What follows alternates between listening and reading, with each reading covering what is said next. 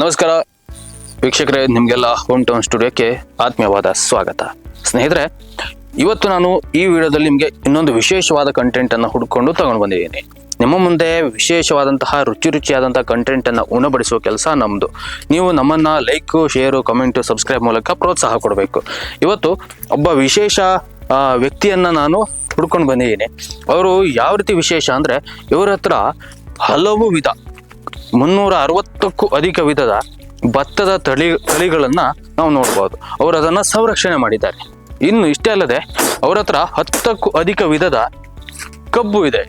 ಹಾಗೆ ಅವರು ಮನೆಯ ಸುತ್ತಮುತ್ತಲೂ ಕೂಡ ಒಂದು ಗಾರ್ಡನ್ ರೀತಿಯಲ್ಲಿ ಮಾಡಿಕೊಂಡು, ನರ್ಸರಿ ರೀತಿಯಲ್ಲಿ ಮಾಡಿ ಅಲ್ಲಿ ಪ್ರತಿಯೊಂದು ಒಂದು ಸಸ್ಯವನ್ನು ಹಲವು ವಿಧಗಳಲ್ಲಿ ಬೆಳೆಸಿದ್ದಾರೆ. ಅವರ ಹತ್ರ ಏನೇನಿದೆ, ಅವ್ರು ಯಾರು, ಅವ್ರು ಏನಕ್ಕೆ ಇದನ್ನೆಲ್ಲ ಮಾಡಿದ್ರು ಅನ್ನೋದನ್ನು ನಿಮಗೆ ತೋರಿಸ್ಕೊಡ್ತೀನಿ, ಬನ್ನಿ. ನಮಸ್ಕಾರ. ನಮಸ್ಕಾರ. ನಮಸ್ಕಾರ. ಇವರು RG ಭಟ್ ಅಂತ. ಇವರು ಪ್ರಯೋಗಾತ್ಮಕ ಕೃಷಿಕರು ಅನ್ಬೋದೇನೋ. ಇವರು ಬಹಳ ಪ್ರಯೋಗಗಳನ್ನು ಮಾಡಿದ್ದಾರೆ ಕೃಷಿಯಲ್ಲಿ. ನಾನು ಆಗ್ಲೇ ಹೇಳಿದಂತೆ ಇವರ ಹತ್ರ ಹಲವು ವಿಧದ ಭತ್ತದ ತಳಿಗಳು, ಹಲವು ವಿಧದ ಕಬ್ಬು, ಹಾಗೆ ಇನ್ನೂ ಹಲವಾರು ಸಸ್ಯ ಪ್ರಭೇದಗಳೆಲ್ಲ ಇವರ ಹತ್ರ ಇದೆ. ಇವತ್ತು ನಮ್ಮ ಜೊತೆಲಿ ಇವರು ಅವರ ಅಮೂಲ್ಯ ಸಮಯವನ್ನು ಕೊಡ್ತಿದ್ದಾರೆ. ಅವರಿಂದ ಒಂದಿಷ್ಟು ಮಾಹಿತಿಯನ್ನು ತಿಳ್ಕೊಳ್ಳೋಣ, ಒಳ್ಳೊಳ್ಳೆ ವಿಷಯಗಳನ್ನ ನೋಡೋಣ, ತಿಳ್ಕೊಳ್ಳೋಣ. ನಮಸ್ಕಾರ. ನಿಮಗೆ ಹೋಮ್ ಟೌನ್ ಸ್ಟುಡಿಯೋಕ್ಕೆ ಆತ್ಮೀಯವಾದ ಸ್ವಾಗತ. ನಮಸ್ಕಾರ. ಫೀಲ್ಡ್ಗೆ ಹೋಗ್ಬಿಡೋಣ. ಖಂಡಿತ ಹೋಗೋಣ, ಬನ್ನಿ. ಈಗ ನೀವು ನಾನು ನಿಮ್ಮನ್ನ ಪ್ರಯೋಗಾತ್ಮಕ ಕೃಷಿಕ ಅಂತ ಕರೆದೆ, ಪರಿಚಯ ಮಾಡಿಕೊಟ್ಟೆ. ಅದು ಸರಿ ಅಂತ ಅನ್ಕೊಂಡಿದ್ದೀನಿ. ಏನೋ ತಪ್ಪಾಯ್ತಾ? ಮತ್ತೆ ನಾನು ಏನಿಲ್ಲ, ಪ್ರಯೋಗ ಅದು ಗೌರ್ಮೆಂಟ್ ಲೆವೆಲ್ ಅಲ್ಲಿ ವ್ಯವಹಾರ ನಂಗೆ. ಯಾಕೆಂದ್ರೆ ನಾವು ಮಾಡೋದಷ್ಟು ವೇಸ್ಟೇ, ಯಾಕೂ ಪ್ರಯೋಜನಕ್ಕೆ ಬರೋದಿಲ್ಲ. ಆದ್ರೆ ಇದೊಂದು ಬೀಜ ಉಳಿಸ್ಕೊಳ್ಬೇಕು ಒಂದೇ ಉದ್ದೇಶದಿಂದ ಮಾಡ್ತಾ ಇದ್ದಾನೆ. ಮುಂದಿನ ತಲೆಮಾರಿ ಇಡ್ಲಿಕ್ಕೆ ಸಾಧ್ಯ ಇದ್ರೆ ಇಡೋದು, ಆಗ್ಲಿಲ್ಲ ಅಂದ್ರೆ ಹೋಯ್ತು. ಹೌದು, ಅಂದ್ರೆ ಬೀಜಗಳ ಸಂರಕ್ಷಣೆ. ಬೀಜ ಸಂರಕ್ಷಣೆ ಅಷ್ಟೇ ನನ್ನ ಉದ್ದೇಶ. ಇದ್ರೊಳಗೇನ ದುಡ್ಡು ಮಾಡುವಂತದಿಲ್ಲ, ಏನಿಲ್ಲ. ನಾನು ಹಿಂಗೆ ಯಾರು ಕೇಳಿದ್ರೆ ಕೊಡ್ತೇನೆ, ಇಲ್ಲ ಹಂಗೆ ಇಟ್ಕೊಂಡಿರ್ತೇನೆ. ಇದಷ್ಟು ನಿಮ್ಮ ಹತ್ರ ಇರುವಂತ ವಿಧ ವಿಧದ ಭತ್ತದ ತಳಿ. ಆಕ್ಚುಲಿ ನನಗಿರೋದು ಇದಿಷ್ಟು 1 ಎಕರೆ ಗದ್ದೆ. ಇದ್ರೊಳಗೆ ನಮ್ಮ ಮನೆಗೆ ನಾವು 14 ಮಂದಿ ಇದ್ದೇವೆ. ಮನೇಲಿರೋರು 6-7 ಮಂದಿ ಅಷ್ಟೇ. ಉಳಿದವರೆಲ್ಲ ಹೊರಗಿದ್ದಾರೆ. ನಮ್ಗೆ ಊಟಕ್ಕೆ ಬೇಕು. ಹೌದು. ನಮ್ಮ ದನಕ್ಕೆ ಹುಲ್ಲು ಬೇಕು. ಹಾಗಾಗಿ ಮತ್ತು ಕಬ್ಬು ಬೇಕು. ಅದು ನಮ್ ಕಬ್ಬು. ಎಲ್ಲದೂ ಇದೇ ಜಾಗದಲ್ಲಿ ಆಗ್ಬೇಕು. ಇದ್ರ ಮಧ್ಯದಲ್ಲಿ ನಂಗೆ ಇದೊಂದು ಚಟ, ಈ ತಳಿ ಸಂರಕ್ಷಣೆ ಮಾಡೋದು.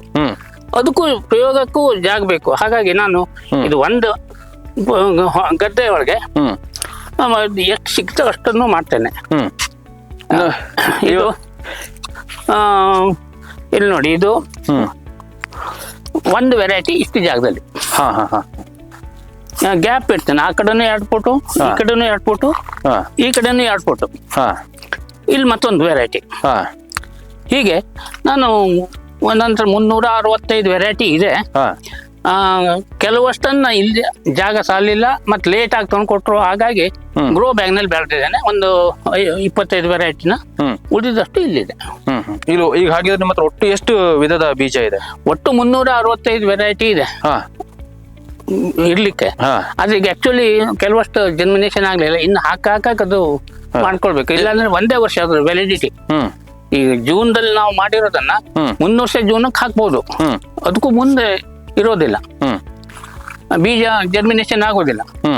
ಅಂದ್ರೆ ಅದು ಆಗ್ತದೆ ಅಂತ ಹೇಳ್ತಾರೆ ಅವರು, ಆದ್ರೆ ಆಕ್ಚುಲಿ ನಮ್ಮ ಫೀಲ್ಡ್ ನಲ್ಲಿ ಏನು ಆಗೋದಿಲ್ಲ.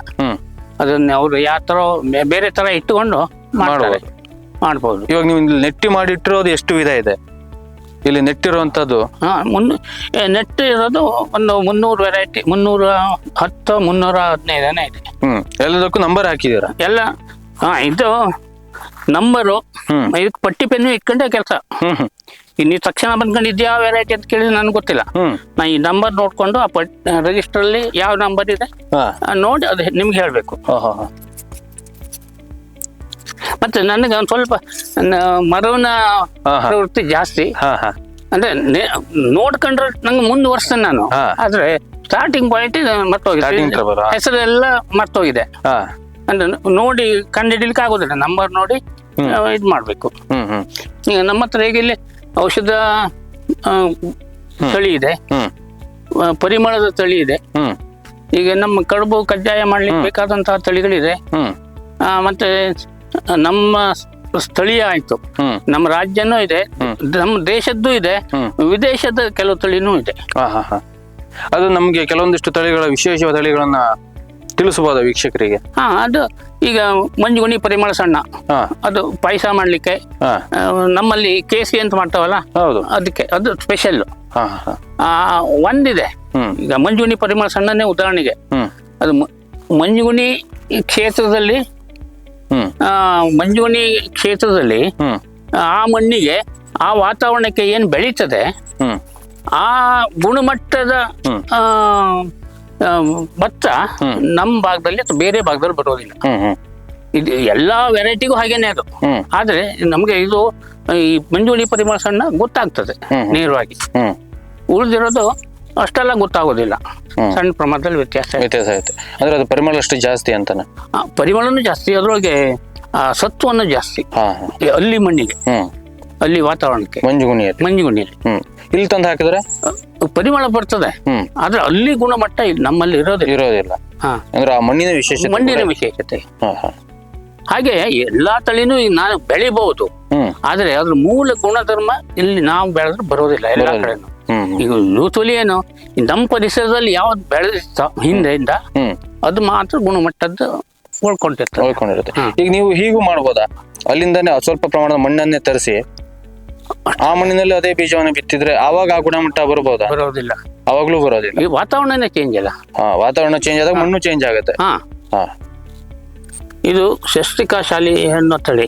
ಈ ತಳಿಯಲ್ಲಿ ಇದು ಆಕ್ಚುಲಿ 60 ದಿನ ಕಟಿಂಗ್ ಬರಬೇಕು, ಆದ್ರೆ ನಮ್ಮ ವಾತಾವರಣಕ್ಕೆ ಅದು 90 ದಿವಸ 100 ದಿವಸ ಹೀಗೆ ಬರ್ತದೆ. ಇದರ ವಿಶೇಷತೆ ಏನು? 60 ದಿನಕ್ಕೆ ಬರೋದೇ ವಿಶೇಷತೆ? 60 ದಿನಕ್ಕೆ ಬರೋದೇ ವಿಶೇಷತೆ. ಮತ್ತೆ ಎತ್ತರ ಬರೋದಿಲ್ಲ, ಗಿಡ್ಡ. ನೀವು ಇದನ್ನ ಯಾವ ತರದಲ್ಲಿ ಇಲ್ಲಿ ಎಲ್ಲ ನೆಟ್ಟಿದ್ದೀರಾ? ಇದನ್ನ ಹೇಗೆ ನೀವು ಪ್ಲಾನಿಂಗ್ ಮಾಡಿರೋದು? ಪ್ಲಾನಿಂಗ್ ಅಂದ್ರೆ ಒಂದು ಲೈನ್ ಇಂದ ಒಂದು ಲೈನ್ 2 ಫೂಟ್, ಲೈನಲ್ಲೂ 2 ಫೂಟ್ ಡಿಸ್ಟೆನ್ಸ್ ನಲ್ಲಿ ಒಂದು ಗಿಡದಿಂದ ಒಂದು ತಳಿಯಿಂದ ಮತ್ತೊಂದು ತಳಿ. ಅದು ಆಕ್ಚುಲಿ ಈ ಜಾಗ ಅಷ್ಟು ಜಾಗ ಸಾಲೋದಿಲ್ಲ, ಆದ್ರೆ ನಮ್ಗೆ ಇರೋ ಜಾಗದಲ್ಲಿ ನಾವು ಮಾಡ್ಬೇಕು. ಒಂದು ಅದೇನಾಗ್ತದೆ, ಈಗ ನಮ್ಮ ಹತ್ರ ಅಲ್ಪಾವಧಿ ತಳಿ ಇದೆ, ದೀರ್ಘಾವಧಿ ತಳಿ ಇದೆ, ಮಧ್ಯಮಾವಧಿ ತಳಿ ಇದೆ. ಈಗ ನಾನು ಆದಷ್ಟು ಅದನ್ನೆಲ್ಲ ಮಿಕ್ಸ್ ಮಾಡಿ ಹಾಕಿದ್ದೇನೆ, ಯಾಕಂದ್ರೆ ಅದು ಕ್ರಾಸ್ ಪಾಲಿನೇಷನ್ ಆಗ್ಬಾರ್ದು. ಈ ಭತ್ತದಲ್ಲಿ ಕ್ರಾಸ್ ಪಾಲಿನೇಷನ್ ಬಹಳ ಕಡಿಮೆ ಪರ್ಸೆಂಟೇಜ್, ಒಂದು ಪರಮಾವಧಿ ಒಂದು 5%, ಆದ್ರೆ ಅದು ಆಗ್ಬಾರ್ದು ಅನ್ನೋ ಉದ್ದೇಶದಿಂದ ಗ್ಯಾಪ್ ಜಾಸ್ತಿ ಕೊಡ್ಬೇಕು. ನನ್ಗೆ ಜಾಗದ ಅಭಾವ ಇರೋದ್ರಿಂದ ನಾನು ಅದನ್ನ ಎಲ್ಲ ಮಿಕ್ಸ್ ಮಾಡಿ ಹಾಕ್ತೇನೆ. ಈಗ ನೋಡ್ರಿ, ಅಲ್ಲಿದೆ, ಆದ್ಮೇಲೆ ಇದೆ, ಇಲ್ಲಿದೆ, ಇದು ಇದಕ್ಕೂ ವ್ಯತ್ಯಾಸ ಇದೆ. ಈಗ ಅಲ್ಲೂ ಇದೆ, ಇದು ವ್ಯತ್ಯಾಸ ಇದೆ. ಈ ತರ ಆದಷ್ಟು ತಪ್ಸಿ ಹಾಕ್ತೇನೆ. ಆದ್ರೂ ಕೆಲವು ಮಿಕ್ಸ್ ಆಗ್ಬಿಡ್ತದೆ, ಹತ್ರ ಬಂದ್ಬಿಡ್ತದೆ. ಆದ್ರೆ ಹತ್ರ ಬರದೋದಂಗೆ ಹಾಕೊಳ್ಬೇಕು.